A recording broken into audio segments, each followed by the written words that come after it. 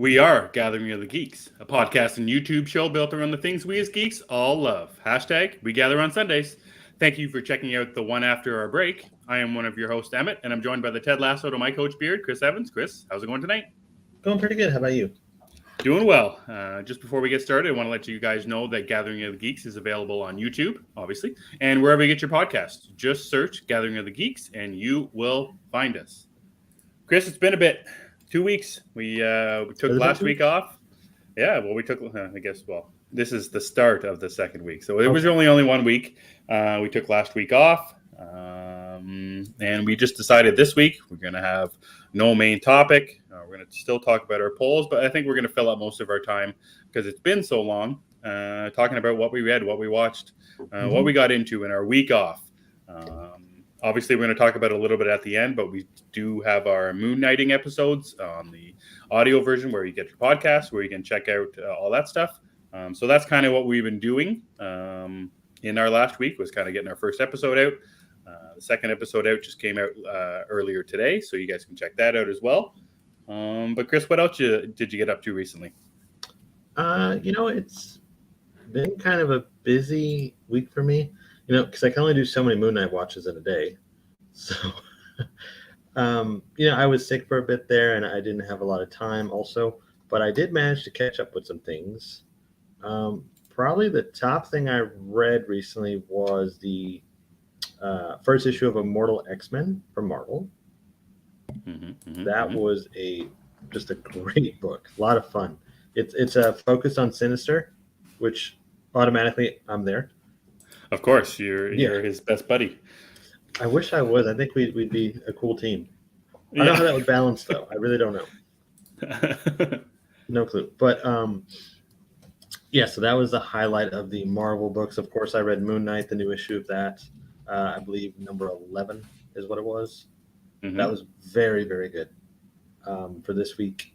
And I was actually in the middle of West of Sundown. I think that's the name of it.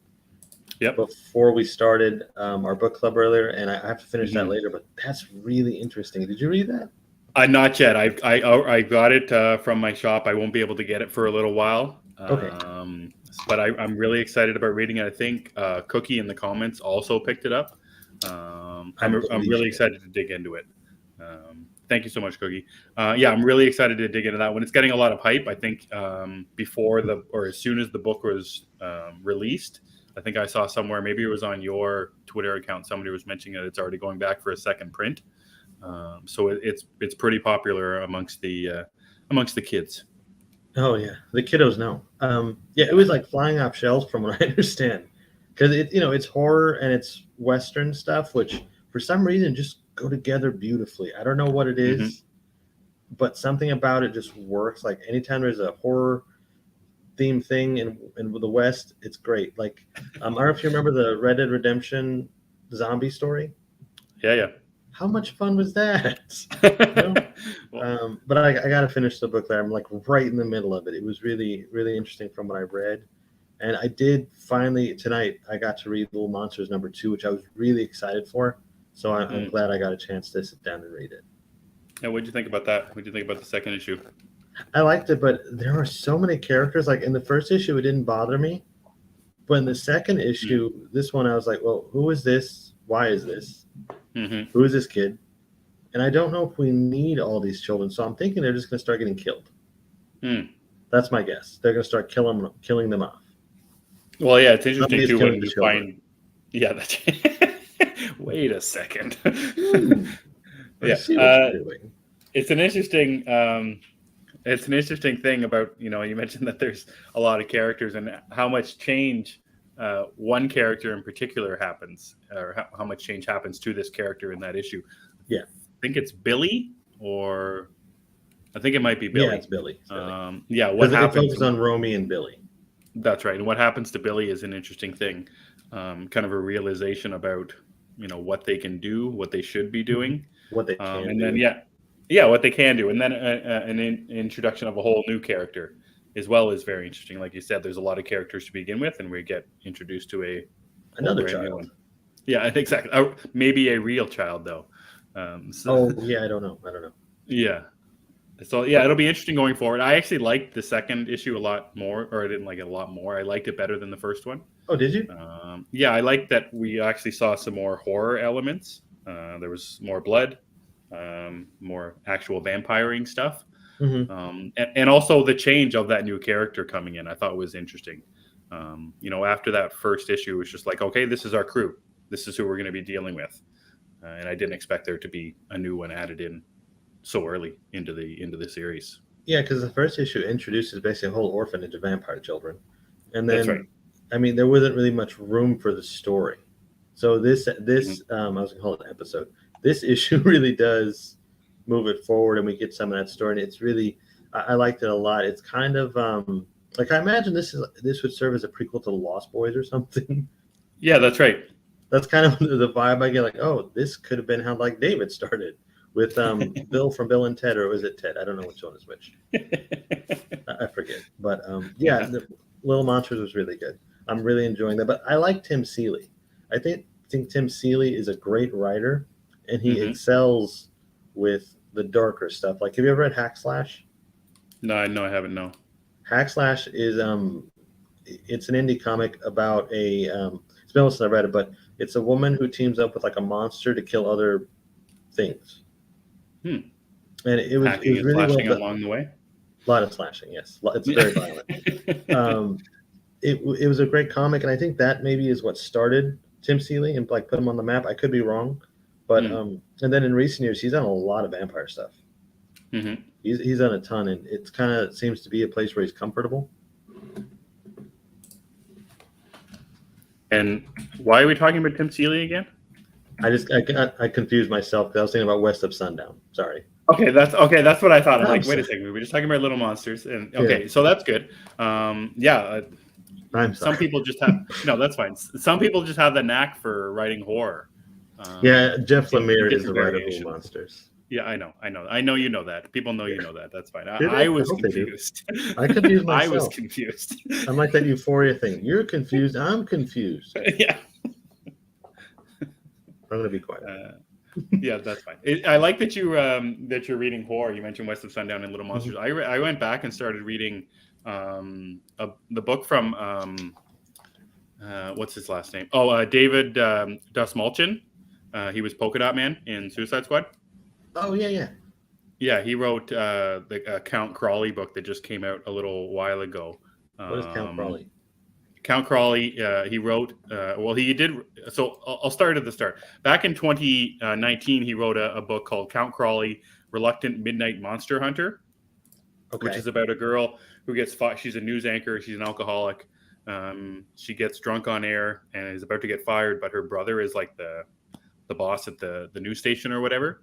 So instead of taking her and firing her, she gives her a job like on an old like midnight horror theme show where like there's a vampire type guy like and he'll like introduce like Elvira.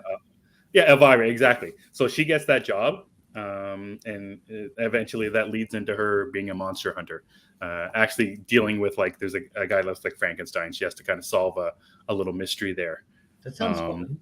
It's really fun. It's a lot of fun. I didn't know that it was I just bought the first issue of the second like arc of it. It's called The Amateur Monster Hunter. But so I didn't know that it was the first issue. I thought this was the start of the everything, but then I realized that it was there's a prequel series called The Reluctant Midnight Monster Hunter. I think the new one's called The Amateur Midnight Monster Hunter. I recommend it to you, Chris. I think you'd have a ton of fun with it. The art is a lot of fun. The violence is a lot of fun. And I'm surprised, like David Dastmalchian, you don't really think, or you think that he's a big name, that maybe it would just kind of be a throwaway thing. But there's actually a lot of heart in the story as well. I read a little bit about it and about him, about his dealings with addiction, loneliness, and how he blends that into this story as well. So the first arc is 4 issues. You can pick it up in trade now. And then the new one is released monthly. I've got the newest one here, and I just finished the first series earlier today, so I can't wait to get in to that. And I like that Elvira theme that you were mentioning, like the guy who used to do the show, Count Crawley, that's his name. He's gone missing, and there one day she leaves the the news station after a night, and she runs into a werewolf, and he is looking for this Count Crawley. So there's like a lot of backstory into what this Count Crawley actually does. Like he's actually like a vampire, like a monster hunter, and she's just getting thrown into the mix. It's a lot of fun. Yeah. As soon as I read it, I thought of you, Chris. I think you would have a ton of fun with it. That also reminds me of Fright Night, Peter Vincent. That's right. Yeah, I'm all in on that. I have to look that up. Count Crawley, you said? Count Crawley, yeah. Okay. It's an issue from Dark Horse. The first one, publication date for issue number 1 of the Reluctant Monster Hunter came out late 2019. I thought kind of got lost for me at that time. I thought Dark Horse was done. Is it not? No, they're still going strong. Okay, I didn't know that. I thought, because I know they lost like the Buffy license. That was a big deal.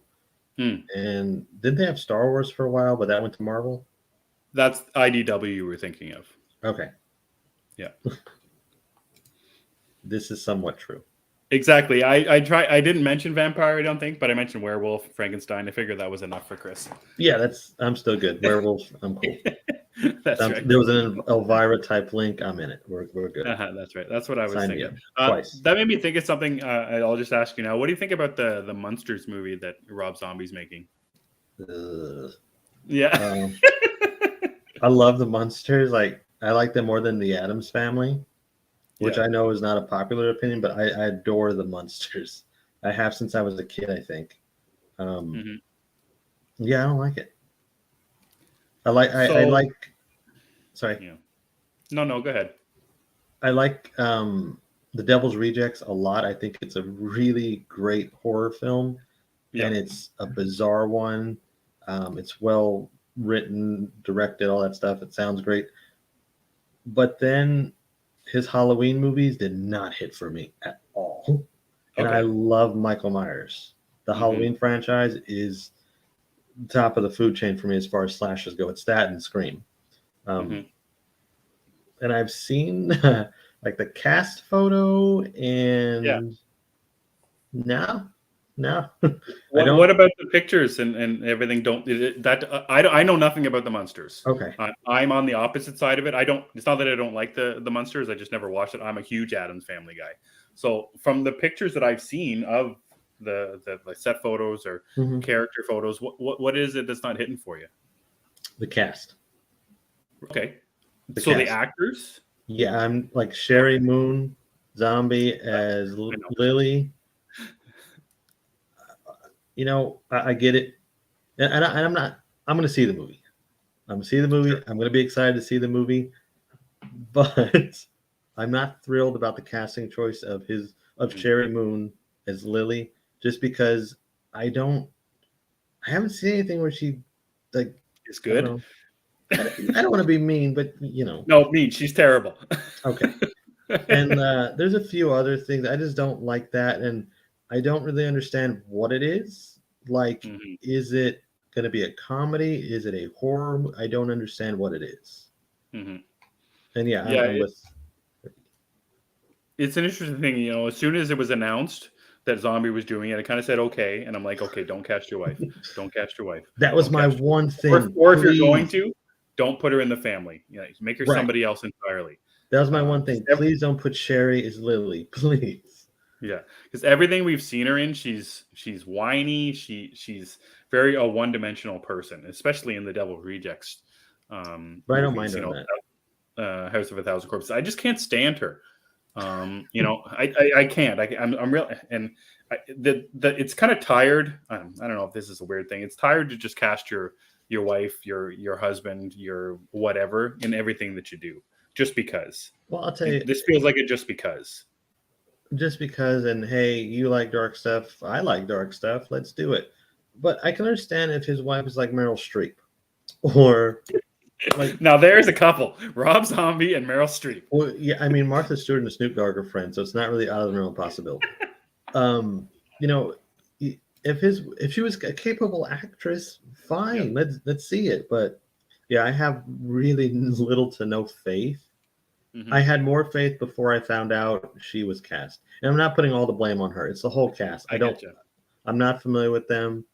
I'm not big on it, but I love the Munsters, so I'll see it. And I'm going to hope it's good. Yeah, it'll be interesting what that first trailer is like, and I think you're not the only one. Obviously, we see in the comments here, the monsters are a big thing. They were a big thing on TV, huge thing for the horror thing, comedy, what have you. Like I said, I never got into it, but I appreciate those people like you, like others that are huge fans of that series. Yeah, I used to love Eddie Munster. He was Yeah, a kid, so I was a kid. yeah. Like, oh, okay, yeah, I see that. That's cool. He hides in cupboards. I'm that size. I could hide in a cupboard or whatever. So also I think that's part of where my fascination with like stuff like that started, from the monsters, because I used to watch when I was really little. Yeah, that's an interesting thing, and I think that's probably the same. Like all I picture from Adam's Family is when Pugsley and Wednesday are doing their like rehearsals for their play, and they're just stabbing each other, and then when we get to the play, and there's just blood everywhere. Yeah, the movie. Sorry. Oh, okay. There's just blood everywhere from them doing their play. Like I love the movie. That was probably one of the first times when I was a kid, just seeing so much blood. I love the movie as a kid. I remember seeing it in theaters, but I'd seen the TV series before that. Mm-hmm. I like black and white stuff. Yeah, well, that's for sure, and that'll be interesting. I think a lot of the set pictures we were getting from the monsters was black and white too. I think are they doing the movie black and white? Maybe. I think that's just a choice by Rob Zombie on the pictures, but we'll see. Now, Juan mentioned, speaking of the Addams Family, yeah. So I think it's a Tim Burton thing. It's a show about Wednesday. That's going to be really cool. I think she's an adult in it. And Christina Ricci's going to be in it, I think. But she's not playing Wednesday. Wednesday is played by Jenny Ortega, I think is her name. Wow, really? The girl from the new Scream movie and from Or is that her name? Maybe. Isn't that her name? We have the old internet in front of us. Let's see. I know the Gomez is Louise Guzman. So yeah, it's the girl from Scream, and is she in Wednesday? Wednesday Addams. I think it's just called Wednesday Addams. Yeah, she's to play the lead in it. So yeah, that's her. That's kind of interesting. I'm looking forward to that. So if Christina Ricci's not playing Wednesday, would she be playing Morticia? I thought Catherine Zeta-Jones is Morticia, but maybe I'm wrong. Oh, okay. Because that's what I would have done. I would have put her as Morticia. Yeah, she's probably not tall enough. Morticia's always such a tall girl, and that's okay. Christina Ricci's little. You can fix it. A little person. She can stand on a box or something.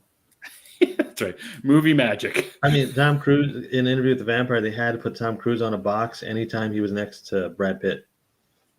That's another thing that we should talk about. There was a picture released. I think it was from, I don't know what it was from, EW or People. So there was a picture of our two main leads for the TV show, and I think that was it, with just that one picture. Yeah. No, there was a few pictures, but that was like the best. So talk us through. I guess basically this is like our second first thing we've seen. I think we've seen a little. We saw like a glimpse of it in the trailer, like it was a trailer, but it was like glimpses of it. I think this might be the first official photo of it. By the way, this is now a horror fascination podcast. Yeah, that's right. Don't mind us. Yeah, we're in the rabbit hole right now. Yeah, that's right. Yeah, no, that was the first pictures, and it is what it is. I don't know. I'm not familiar with the actor playing Lestat, Sam Reed. Yeah. He's blonde. That's about all I can give him. We'll see. The actor playing Louis, I forget his name, but I loved him in Game of Thrones. Yeah. He might be good as this Louis, because this is not the Louis from the books or anything. The show doesn't even take place in the same time period. Louis is now a pimp, from what I understand. Yeah. A literal pimp. So I don't know how I feel about that. As far as the pictures go, it's a thing. It didn't raise your hopes for the show. No, but they don't look bad, I guess. That's like what I came out of. They don't look bad. Okay. And I still hope that I will like this version. No, he's Grey Worm in Game of Thrones. I think that's what she meant, the Unsullied. Oh yeah. I Yeah. think that's what that is. Yeah, Grey Worm. That's right. We're talking about the. I'm sorry, Juan. We're talking about the Interview with the Vampire TV series coming to AMC this year. Yeah, first of all, okay, so we just got off a Saga book club before we started recording here. Juan was on it. He was the one who's lost. 100%. He's the one who's lost. I think we're all lost tonight. Yeah, that's right. But yeah, we're talking about the Interview with the Vampire series. It was supposed to be an adaptation of the books, but I don't know what they're adapting or what book they think they read, but this isn't it. Another thing that when we see that first trailer, when we watch the first episode, it's going to be really interesting.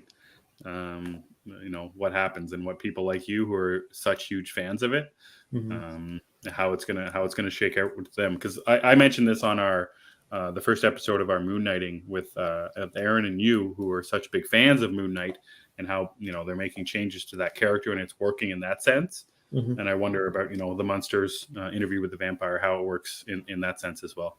Well, you know me, I'm usually open to whatever it is until I see it. So yeah, I can complain about it all day, but but when it comes time, I'm gonna watch it. If I like it, I like it. If I don't, I don't.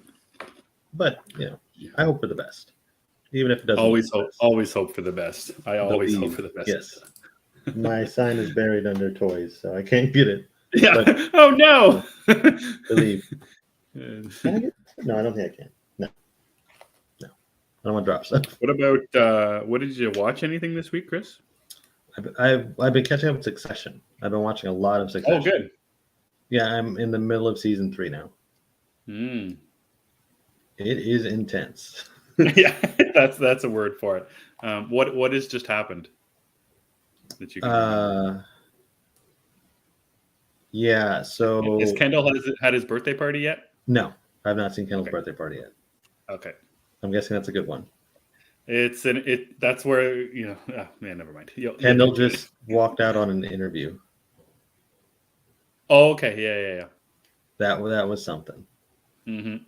Yeah. This is the thing about Succession. I really, really like it. I've said it many times. I enjoy it. It reminds me of Mad Men, but in a modern setting. But there's something about it where these characters are somehow less likable than those characters, first of all, which is saying something. Okay. And the other thing is, every episode feels very long to me. Like, I feel the length of each one. And I don't think that's a bad thing, because I still want to watch it and see what happens. But it just feels long to me. Is it because of the nature of the show, where it's like such heavy dialogue? I think that's what it is. It's a lot of heavy dialogue. There's rarely, I feel weird saying this, there's rarely any joy in it. Yeah. Which is fine. I mean, I don't mind that kind of stuff. It's just like an onslaught, I guess. Yeah, I get that with a lot of comic books, where it's like there's a lot of dialogue, and it feels like, I've been reading this book for forever, and it's actually a draining thing. Yeah, it's heavy. I find joy in Succession with sometimes with Tom. I love Tom. I love Greg. I think Greg Tom is and like Greg. That's where I find enjoyment. But I love how even Greg is not the best person. Like, you would think he is, but he's not. And Kendall, I mean, everybody in the family kind of, you get who they are in the first few episodes. But I think Greg and Tom, it takes you time to realize where the cracks are with them. And it makes it that much better when you realize, hey, wait a minute. They're the same shit. That's right. I think that works. Yeah, every episode, that's, and by the end of the episode, I'm like, oh, that's it? And then I have to start the next one. So. Yeah, it's a special show, a really special show with the acting and the writing. It's one of the best. I can't wait for you to finish season 3, because the ending of season 3 and that final episode is pretty great stuff. And 2 last things about it. 1, it makes me want to wear suits every day because I enjoy suits. 2, Logan Roy's my hero. Yeah, that's like when I watch Mad Men, all I wanted to do was just drink whiskey, just drink bourbon out of a glass straight for the entire day, just like the guys on Mad Men. When I was watching Mad Men, I was actually messing with advertising at the time, so it was kind of like a 1-2 thing. Like, I'm like Don Draper, except I don't think I'm that horrible of a human. Yeah, that's right. But So I watched a lot of Succession, a lot of Moon Knight. I have rewatched the Mhm. 2 episodes quite a few times.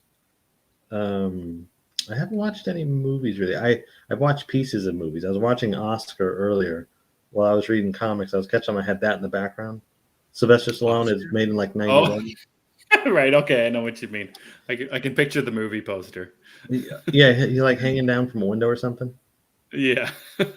Yeah, I remember. I remember seeing it, watching it in the theater when I was a kid, and I was like, okay, this is, I don't know how old I was, but I remember I didn't like it.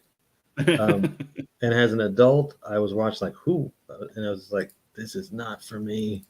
So I just focused on my comics. I rewatched some of Black Widow, and Oh yeah, Black Widow is a movie that I don't think gets enough love. I like it. I like the action in it. I think it's really good. Why do you think it doesn't get enough love? Do you think it has to do with Like, the idea that the movie should have came out 6 years ago? yes, this Yeah. movie should have followed Civil War, and I Mhm. think that was if Feige's made a mistake in the MCU, it was that. Yeah. In retrospect, to seeing Florence Pugh's character in Hawkeye and Mhm. seeing her in Black Widow, I think there's a difference between the two. Something about her in the Hawkeye show doesn't appeal to me as much as what we saw Oh, of her really? in the Black Widow movie. Yeah, I don't know what it is like, especially that first time we see her, where she's having the craft dinner with what's her name, You don't and like that her. scene? I don't like Hawkeye, the show, that much in general, but something about her in the show it's like a little extra, like she's playing a character of a character. It's like Johnny Depp by the end of the Pirates of the Caribbean movies, where he's kind of playing a caricature of himself as Jack Sparrow. That's what it kind of Okay. feels like with Florence Pugh's character. She's just a little extra, and the quippiness with Haley Steinfeld's character just didn't do it for me. On the other hand, seeing her in Black Widow being a total badass, that's what I really liked. I think it's just two sides of the character. Yeah, that's true. I think that's what it was. But I see what you're saying, and you're not wrong at Mhm. all. I agree with you. I can see it. I like both Yeah, versions, though. yeah, and I remember watching Black Widow. I think that was one of the ones that was released on Disney Plus only. No, it had that weird day and date thing, but you had to pay for it on Disney Plus. Right, that's what It it was like is. $30, I think, or you could see it in the theater at the same time. Mm. I think that was one of the Yeah. first movies I saw back to theaters last year. So Oh yeah, nice. Yeah, I remember watching it at home. It was one of the only new Marvel movies my son had seen. Usually we just watch the old ones all the time on Disney Plus, but we watched it as soon as it was free on Disney Plus, I'm pretty sure. He had a lot of fun with it too. I think my wife watched it really good, and then I'm a huge David Harbour fan. Oh yeah. I thought he was great.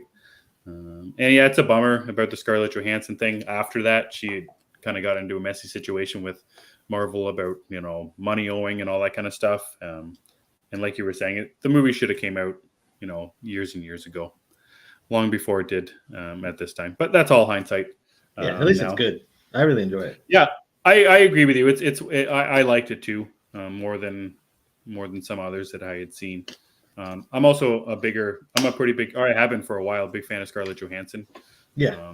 Even her non-action movies. Like I like. You've seen the Woody Allen movie Match Point? I love Match Point. Yeah, great fan. Big fan of that one. I love her in Lost in Translation. So yeah, big fan. And Ghost World. Big fan of Scarlett Johansson. Yeah, in Ghost general. World is really impressive. I even like her in. Action stuff. I actually like Ghost in the Shell a little bit. Yeah, I haven't seen that one. It's not great, but it's entertaining. Mm-hmm. And she got a lot of heat for that one too. Yeah, she kind of deserved it, but yeah, it is what it is. I like her performances most of the time. I think she's very talented. I haven't seen Marriage Story. I know everybody praises her for that, but I don't want to. I honestly don't want to sit through it. No, why not? I don't know. It just doesn't. I've always heard such a miserable film. Like, did you see that show at Oscar Isaac on HBO? Scenes from a Marriage. Yes. So I watched an episode of that. I was like, nah, we're not doing this. I watched the first 15 minutes of it, maybe. Where she's like the Jessica Chastain's character's walking to set. And I'm like, what is going on here? And then they sit on that couch and they have that conversation. And much like you said about Succession, the scenes from a marriage takes a lot out of you. Just hearing them go back and forth, and Oscar Isaac's, I guess you call it manipulation of the conversation. Oscar Isaacs, Jessica Chastain, they're great. Mhm. Couldn't top of the food chain for acting, but it's one of those ones. I think you're right. It takes a lot out of you just to get through an episode. And sometimes you don't need that. You don't need that stuff. Sometimes I don't need that in my life at that time. Yeah, I feel like Marriage Story would be the same thing, but I might eventually watch it just to see her performance. And I like Adam Driver. Yeah, that movie's great. I like that movie a lot, and for like the reasons that you're saying, Scarlett Johansson, Adam Driver, another real good. Yeah, I like it. You should give it a chance. I know it'll be at the bottom of your watch list, bottom of your pile, but you'll get to it one of these days. Yeah. Since you like one fine day I will get to. I have a lot. I will watch Top Gun. That's the kind of the paramount thing. The two movies I'm definitely getting to are Top Gun and The Godfather 2. I'm getting to them finally. What's the reasoning behind getting to The Godfather Part 2? They released the first one back in theaters. I was talking to our buddy Nico about it. Yeah. I think it was Nico and Zeddy we were talking, and I was like, okay, yeah, I will get to it. I will finally get to it. I went and saw Sonic 2 today. I was going to ask you, have you seen Morbius yet? Did you get a chance to go to the theaters and see it? I have not had time to see it. Okay. I was going to ask you about the reactions to that movie, but I'll get to, whenever I get to see it, I'll see it. I'm hoping to have some time this week. Nice. Yes, I saw Sonic 2 today. It was all so much fun. I think we talked about this a little while ago, maybe just on a DMs between us, but the first one was such a surprise. And the second one, everything great about the first one is amplified that much more in the second one. That's right. They don't shy away from what the movie should be, which is Sonic, Tails, and Knuckles doing their thing. And the subtle hints to the video game are so much fun to me. And this isn't a spoiler. Sonic's in the water. He can't swim. And he's trying to help somebody out of the water and he can't breathe. So what does he do in the games? He gets a little air bubble. So he sucks the air bubble into his lungs, and he continues to stay underwater. That kind of stuff is just so much fun. Yeah, it's just so much fun. And the video game, I used to play the video game a ton when I was a kid. And the movie's doing gangbusters at the box office right now. They tease the third one by the end of the movie. So I hope they make another one. I hope there's more because it's so much fun for me, who's played those games when I was a kid, and my son was jazzed up in the movie theater. Like, he was one of the ones that jumping in his seat and looking up and screaming and yelling. So yeah, we had a ton of fun at the theaters today seeing Sonic 2. If you have kids and you want to go to the theater, which I don't want to go to the theater, but it's a kids movie, so I'm not really worried about talking or an uncomfortable situation because I'm not there for myself. I'm just there for my son to have a good time. But if you can take your kids to see Sonic 2, if you have kids, anybody, I recommend it highly. It's a ton of fun. Zoe went with some family of ours last night. I didn't go because I was exhausted. And her review was really simple. I said, how was it? It was intense. I said, oh, okay. And then that was the review. And then she proceeded to tell me all the plot points and the post-credit scene. Oh, you know about the post-credit scene? Okay, that's good. It was fun. It was seeing her react to it was fun. I might take her to see it again if she wants later on. But yeah, it's on the list. There's certain part towards the end of the movie where there's more of a, I don't want to say adult humor because it's not like toilet humor, but there's humor for adults where you will laugh aside from kids laughing. So I think they do blend it pretty well. And again, surprised that a movie about Sonic that has James Marsden talking to another animal character, because that's all he does sometimes, is great. And it's a lot of fun. I think that James Marsden does best. And I like James Marsden. I thought he was great in Westworld. He's Cyclops to me, of course. Yep. But something about him and CGI animals just kind of works.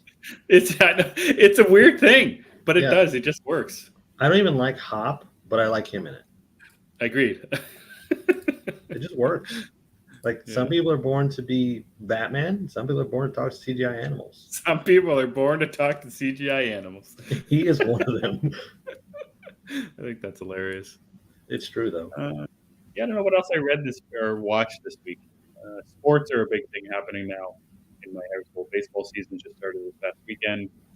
The NHL season is winding down, so I don't know if I got into too much geeky things that I watched. I feel like there hasn't been a lot in the month of I was trying to think. Other than the big things like Batman and Moon Knight, we haven't had a lot. Like, we were supposed to have Doctor Strange, but that got moved. I'm not sure if there's been anything else really that falls in the category. Yeah, and I don't even know if I caught up on any old stuff either. I can't remember. You watch something sometimes, and it just kind of goes in one ear, out the other ear. Just kind of a time waster. Yeah, well, I have stuff on the background a lot. Yeah, background noise. Yeah, like I had Moon Knight on as background noise. I had, like I said, Oscar. Sometimes I put on Batman and Robin from time to time as background noise. The New Girl is a popular one for me. That's always background. Oh, yeah? Mm-hmm. Zoe Deschanel. Yeah, I love The New Girl. I think it's hilarious. Nice. I can't put on Friends because I didn't end up watching it. Getting too heavy into it? Yeah, I have not, because I've rewatched it so many times. It's to the point where if I start it, I have to finish it. And I don't need that evil in my life right now. I got other stuff to watch. Evil in my life. One thing I started to watch this week, I don't know if you do this. Do you have the Food Network, or do you guys call it the Cooking Channel down there? I think we have both. Okay, so I sometimes background noise is me watching Guy Fieri and Tournament of Champions, or Guy's Grocery Games. Watching the Food Network. Something about putting on or Beat Bobby Flay. You ever seen that one, Beat Bobby Flay? Mm-hmm. I put that on, and I don't know, something about watching other people cook food just calms me down and relaxes me. Whenever I watch stuff like that, I think I can cook the food, and then I go to the grocery store and I make some kind of monstrosity, and nobody's happy afterward. I end up at Taco Bell.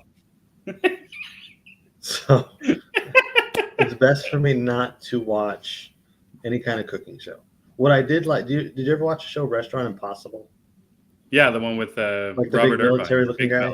Yeah, that's right. He looks like he's a bodybuilder or something. I don't know what he is. Yeah, but I used to watch that a lot but also that's part of because I like remodeling shows, like the Property Brothers. I don't know what the show's called, but the people in Magnolia something. That one. They used to fix houses. Those kind of shows I get sucked into, like you do with cooking shows. I get sucked into those remodeling shows. And then you think you can do that stuff around your house. Well, I mean, that's what I used to do. So I see it like, hey, I know how to do that. Oh, that's a bad idea. I never would have thought of that. That's my wife asks me sometimes. Like, I'll make something for supper. So, use a recipe? No, I saw it on TV. Yeah, I saw it on TikTok. I made it up as I go. There, Fixer Upper. That's what it was called. Cookies into it. She gets it. Fixer Upper was like the epitome of remodeling shows. You will not find a better remodeling series. You won't. They have so much personality, and the flips they do were amazing. Although I've never seen anybody love shiplap as much as they do. I'm just saying. That's the shiplap people. The shiplap people, yes. Shiplap. Yep, I got you. Shiplap. Yeah. Everybody loves shiplap. In Waco, Texas, everybody loves it. Yeah, I guess so. In Waco, Texas. One of the other things that I wanted to do after our last episode, where we did the Zack Snyder's Justice League retrospective, and I think I said in that one when we were talking about it that I liked it more now than I did before. And one of the ones that I wanted to go back and rewatch because I'd only seen it the once was Wonder Woman 1984. Okay. Because it was one that, as Pedro Pascal's character says in the movie, it's good, but it could be better. And that's what I thought about Wonder Woman 1984. And I still feel that way. The middle of that movie I find not very good at all. Okay. I like the start. I like the Amazon scene at the start, even though it's a little out of place, kind of. Yeah. The trials, the Amazonian Olympics. So I like that. I like the stuff where we get to modern day and Diana's doing her thing. But as soon as Steve Trevor gets introduced, the movie takes a sharp nosedive for me, where I don't know what they're doing. I said this, I think, it was a long time ago when we actually did a review for it with some friends of ours, the whole idea of Steve Trevor being in this body makes zero sense to me. It still made zero sense about why it's this body, why it's his body, and then how they use this body in sexual ways and violence and action ways. It just didn't work for me at all. And then as soon as Steve Trevor goes away, as soon as Diana's doing her learning how to fly, again, it's great. I love that scene. I think it's interesting hearing him talk in her ear. Is great, but just having him on screen, I just did not enjoy. And I love Chris Pine so much. I love the Steve Trevor from the first one, but there's something about that middle part of that movie where Steve Trevor is there. They're doing their little buddy cop thing. It just didn't work for me at all. Do you remember when was the last time you've seen the movie? It's been a while. I know I watched a couple of times. I've seen like 2 or 3 times, but I don't remember the last time I watched it. I remember, well, I don't hate the movie like a lot of people do not like it. I do like it. It's not perfect, just like any other movie. I remember I don't mind the Amazonian Olympic thing. I did not like the mall sequence. Okay. Yeah, I didn't like that. I didn't think the movie felt like it was 80s enough, if that makes sense. Yep. Like they didn't really, I didn't think they leaned into it. Other than she wears pantsuits, which women still wear today. So, sure. I don't really get what the issue is that. I don't know. Yeah. The Steve Trevor stuff is weird. Yes. Yeah. Some of it's funny. Some of it's just weird. The best parts, though, are Diana just doing her thing. Yeah, I agree. And I wanted more of Cheetah. We didn't get a lot of Cheetah. Yeah, their fight at the end, I thought is great. Yeah, it's cool. Where she's full on Cheetah and Diana's wearing the armor. I'm a big fan of that scene, and even that final scene, even though it's kind of lame, where Diana's getting beat by wind. There's wind blowing her against her, and she can't move. But then when she's flown against the wall, and the music comes on from BFS. I can't remember the Beautiful Lie. The music comes on. It's great, and the message she says. And she's looking into the screen, which is a very interesting choice. It's only done the once in the entirety of the movie, and any of the DCE movies up until that point, I think, where Diana is saying her message, and Maxwell Lord thinks he's talking to her, but he's not talking to her. She's talking to everybody else, but also talking to us, the viewer, because she's looking right at us. I thought that was a really smart move. I thought that was pretty powerful as well. I think that's some of Gal's best work in the 2 movies she's 2 solo movies she's been in. And it picks up right after that, where she's back doing her thing again. And even that final scene where she's talking to the body, the guy's body, Steve Trevor took over, that little conversation they have, and then she goes and does her thing. I like that scene too. I think it's really, really nice. I like the scene, but it's still weird. It's weird, the body and the idea of it just doesn't. It's a weird thing. It was a weird choice. And I hope if they get around to making a 3rd one, I hope Steve Trevor is far, far away. There's no mention of him. Time to move on, Diana. Time to be your own person. I don't think there needs to be a love interest in every movie. Yeah. That's kind of the way I look at it. Diana does not need a new person to live for, I guess. Or I just don't think that's necessary. And that even goes with like the Batman or any superhero movie. There does not need to be a love interest every time. Yeah, and it's interesting when you think about it with the Zack Snyder's Justice League thing. She's got kind of subtle hints with Ben Affleck's Bruce where they touch hands for a second. Subtle. And a couple little looks. That's okay, but there's they don't have to be together. She doesn't have to be with somebody. Bruce doesn't have to be with somebody. So I agree with you that doesn't have to be a thing automatically. And you mentioned the Batman. If they make a second one, Catwoman can be doing her own thing. She doesn't have to be in this one. Bruce doesn't have to have her. The characters don't have to have each other for it to be good. I don't think. Tell that to Marco. Yeah, okay. You tell him. I will write. That's a Saga joke, by the way. Yeah, because I'm a big. We're Saga fans now. Chris is writing Brian K. Vaughan. He mentioned it a couple times. On a few things, yes. That's right. He's waiting for my mail. I'm telling you. That's right. Yeah, Chris's strongly worded letter. He's waiting for it. Also, please send me an autograph because I love it. That's right. Please. Yeah, I'll send you some of my books. Please sign them. Right, please. Thanks. I'll slip like a $20 bill in there too. Yeah, that'll make up for it. Yeah, I think so. That's it. Well, that's what we watched, what we read this week, guys. Keep letting us know in the comments what you got around to. Nico on Twitter, when we tweeted it out, let us know that he watched that new movie from A24, Everything, Everywhere, All at Once. Are you excited thinking about going to see that one, Chris? Yeah, I do want to go see that. That's I might see that instead of Morbius actually when I get time. You know, I was really excited for Morbius. What we're hearing about Morbius, yeah. Yeah, I think maybe I can wait on Morbius. Even though I was really excited, maybe I'll wait. Yeah. I don't know. But no, what is it called? Everything All at Once. Everything, Everywhere, All at Once. Okay, yeah, I'm really excited. I remember the trailers when I saw it, like when it premiered. I was really into that, and then I said, "Oh, I'm definitely seeing that." But now the release window has there's so many things out right now that I want to see, like the Northman. Oh yes! Oh wow! Yeah, I got to see the Northman. That Morbius, of course. I kind of want to see Lost City with Sandra Bullock and Channing Tatum. Channing Tatum, yeah. I mean, action rom-com. That's kind of my shtick. That's Chris. You're everywhere for that. I know. I kind of got to see it. If there was a horror element, it'd be perfection. There's something else out too. Oh, Fantastic Beast is this week too. Yeah, the 15th, I think it's out. And I'm gonna want to see that. So, and Sonic. I would like to see Sonic at some point myself. So much in little April release windows. That's pretty crazy to think. Oh, and I got my ticket for Doctor Strange. Did you get it? Yeah. So that's the start of next month. So we have a lot of stuff to watch. Yeah, and you can watch the Batman on HBO Max in a week too. Yes, Juan is right. So yes, Juan Cesada, yep. It's gonna be a great birthday for me. I don't need to do anything else. I'm just gonna watch the movie, as long as it does come out on the day. I don't know if it is or not. Yeah. Well, 2:00 in the morning for you, right, Chris? I don't know. They haven't confirmed it, and now people are like, "Is it coming? Is it not coming?" Who knows? We talked about a couple movies there, and Chris mentioned Morbius getting pretty lambasted with reviews.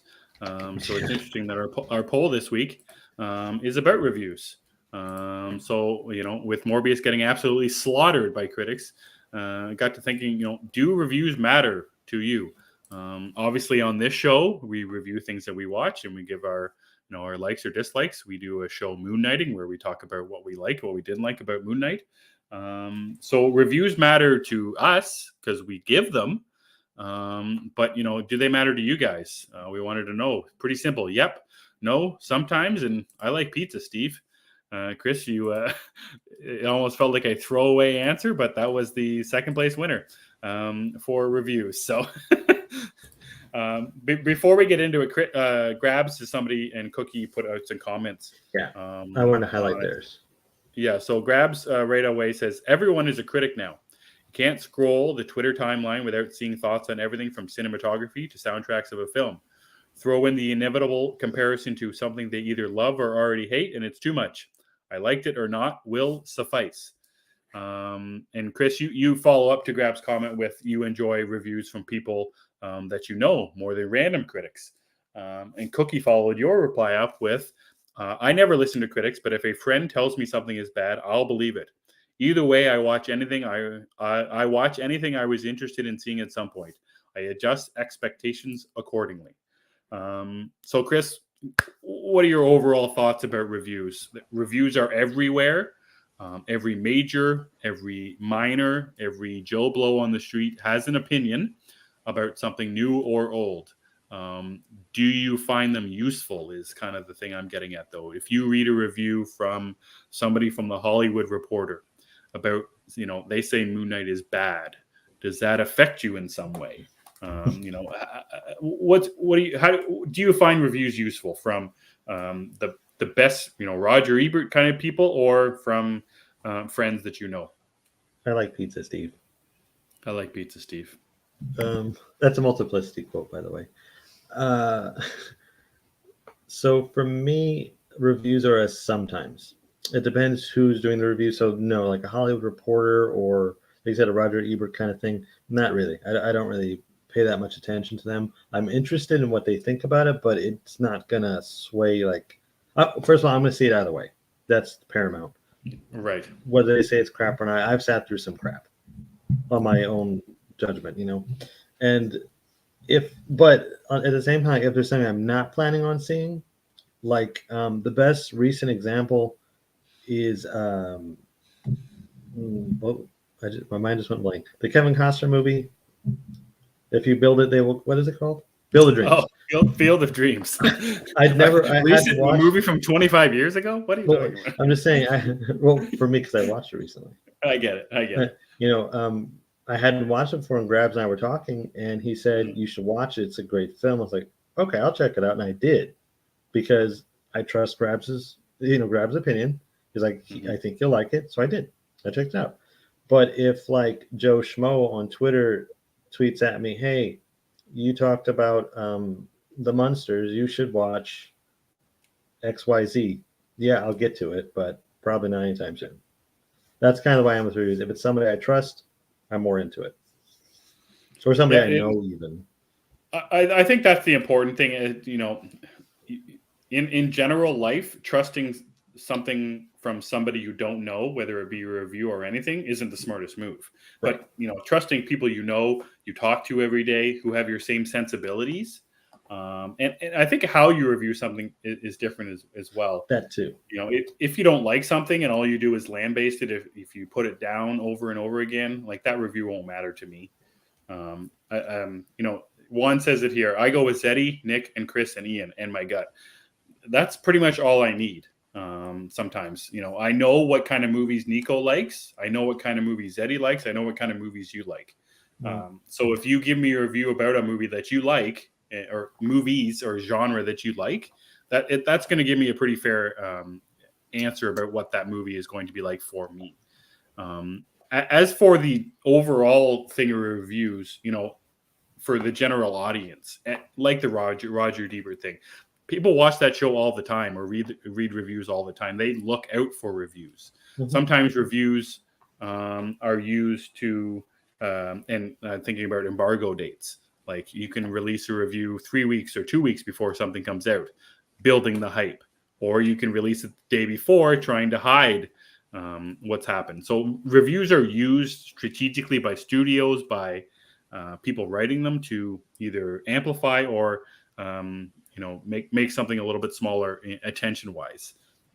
I think for me, if I'm looking for a review, I don't even remember the last time I looked for a review of something.